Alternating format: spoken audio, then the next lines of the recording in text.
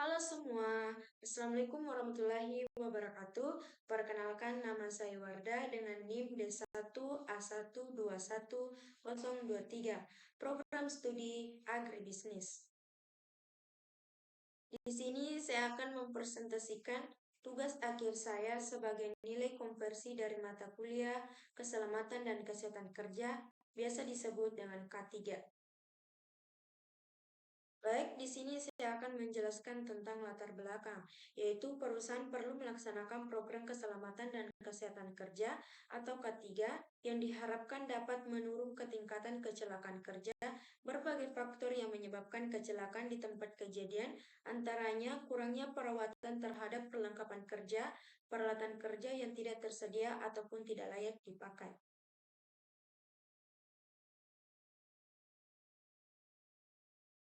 Lanjut, yaitu keselamatan dan kesehatan kerja yang berdampak positif terhadap kerjaan. Maka dari itu, keselamatan dan kesehatan kerja bukan hanya satu kewajiban yang harus diperhatikan oleh para pekerja, akan tetapi suatu kebutuhan yang harus dipenuhi oleh sistem kerjanya.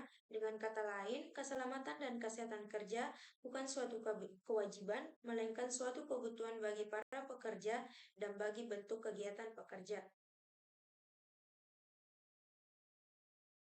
Yang kedua yaitu jenis-jenis kecelakaan kerja.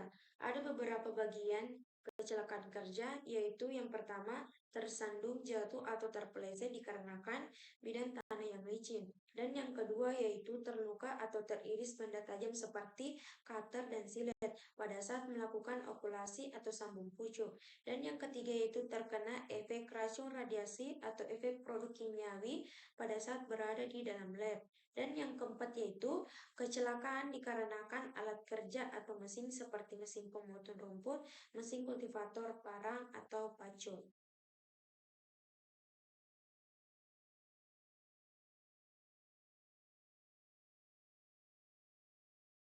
Lanjut yang ketiga yaitu jenis-jenis penyakit yang diderita karyawan. Ada beberapa bagian. Yang pertama yaitu asma. Asma penyakit ini yang sering terjadi dikarenakan paparan asap dan debu. Keluhan ini biasanya semakin cepat timbul jika pekerja tidak memakai alat pelindung berupa masker wajah. Dan yang kedua yaitu sakit punggung. Duduk bungkuk berjam-jam bisa memberikan banyak tekanan di sekitar punggung. Itulah mengapa salah satu penyakit yang sering dialami oleh pekerja kantoran yaitu sakit punggung. Dan yang ketiga yaitu dermatitis kontak. Dapat terjadi pada saat bekerja yang sering bersentuhan dengan zat kimia, pestisida, bahan pengawet yang dapat mengiritasi kulit atau menimbulkan reaksi alergi. Bagian keempatnya yaitu profil K3 di lokasi magang di BBIH, yaitu selama menjalani program magang di UPTD BBIH, saya mengamati bahwa tidak ada saran dan prasarana kesehatan dan keselamatan kerja atau K3 yang tersedia. Selain itu, peraturan dan kebijakan K3 juga tidak diterapkan atau tidak terlihat di tempat kerja. Hal ini menjadi perhatian khusus karena K3 sangat penting untuk memastikan keselamatan dan kesehatan kerja di lingkungan kerja. Yang kedua yaitu ketidakhadiran sarana dan prasarana K3 seperti alat pelindung dari APD, tanda-tanda keselamatan dan prosedur darurat menimbulkan resiko bagi para pekerja. Tanpa peraturan dan kebijakan yang jelas, pekerja tidak memiliki panduan yang tepat untuk menjaga keselamatan mereka sendiri dan orang lain di sekitar mereka. Selanjutnya, saya berharap bahwa ke depan UPTD BBIH dapat memperhatikan aspek ketiga dengan lebih serius dan segera menerapkan peraturan serta menyediakan sarana dan prasarana yang memadai. Ini bukan hanya untuk memenuhi regulasi yang ada, tetapi juga untuk menciptakan lingkungan kerja yang aman dan sehat bagi semua pekerja.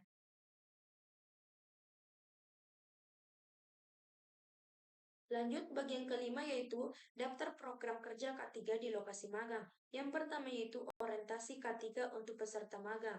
Ada beberapa bagian yaitu pengenalan terhadap bahaya dan risiko di tempat kerja, membuat poster terkait K3 di lokasi magang, melaksanakan sosialisasi tentang K3 kepada para pekerja di lokasi magang, menyediakan APD yang sesuai seperti sarung tangan, masker, dan lain-lain. Lanjut ke 6 yaitu daftar program kerja K3 yang terrealisasikan disertai capaian kerja dan dokumentasi, yaitu membuat poster terkait K3 di lokasi magang, capaiannya peningkatan partisipasi 40 dalam program K3 sebesar 40%, menyediakan APD yang sesuai seperti sarung tangan, masker, dan lain-lain. Capaiannya 95% APD dalam kondisi baik serta kepuasan karyawan terhadap ketersediaan APD. Baik, inilah dokumentasinya. Yang pertama yaitu mahasiswa dapat menempelkan poster yang pertama di musola di BBIH. Terus yang kedua kita dapat melakukan dokumentasi bersama bersama dengan Pak Gusti, salah satu karyawan di Balai Benih Induk Hortikultura. Terus yang ketiga kita dapat menempelkan poster kedua di ruangan lab. Terus kami melakukan sesi dokumentasi bersama dengan Ibu Santi yang dapat yang penanggung jawab di lab Balai Benih Induk Hortikultura. Lanjut, ketujuh itu hasil identifikasi kelemahan atau kendala pelaksanaan program kerja. Ada beberapa bagian. Yang pertama itu sosialisasi atau pelatihan, yaitu padatnya jadwal karyawan sehingga untuk melaksanakan program kerja K3 sedikit sulit. Dan kedua yaitu kurangnya kesadaran dan partisipasi, yaitu banyaknya karyawan masih kurang menyadari pentingnya penerapan K3 di tempat kerja. Dan yang ketiga yaitu keterbatasan anggaran. Anggaran yang dialokasikan untuk program kerja K3 tidak memadai untuk mendukung pelaksanaan kegiatan yang direncanakan seperti pelatihan, pembelian alat pelindung dari APBD, dan pemeliharaan peralatan. Baik, yang kedelapan yaitu hasil identifikasi kekuatan atau pendorong terlaksananya program kerja K3, yaitu pelatihan K3 yang rutin dan terstruktur, yaitu perusahaan secara rutin mengadakan pelatihan dan sosialisasi terkait K3 bagi semua karyawan termasuk pelatihan khusus untuk situasi darurat. Kedua yaitu lingkungan kerja yang mendukung. Perusahaan menjalin karyawan dengan pihak eksternal seperti lembaga K3, konsultan, dan pemerintah untuk mengembangkan program K3. Baik, yang kesembilan yaitu deskripsi solusi yang dilakukan berbagai kelemahan kendala pelaksana program kerja K3, yaitu optimalisasi pengguna anggaran, melakukan analisis biaya yaitu mengidentifikasi area dapat dihemat tanpa mengurangi efektivitas program K3, mengajukan anggaran tambahan dengan proposal yang jelas dan terperinci tentang manfaat investasi dalam K3. Yang kedua yaitu kampanye kesadaran K3. Mengadakan kampanye kesadaran K3 secara berkala melalui seminar, workshop, dari sesi pelatihan.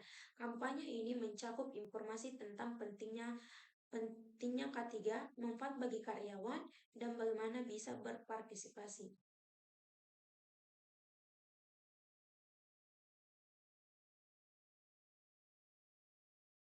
Demikian beberapa hal yang bisa saya sampaikan kepada kesempatan hari ini. Saya mohon maaf sebesar-besarnya apabila ada tutur kata maupun tindakan yang kurang berkenan bagi ibu sekalian. Dengan ini presentasi hari ini saya tutup. Terima kasih atas kehadiran saya. Wassalamualaikum warahmatullahi wabarakatuh.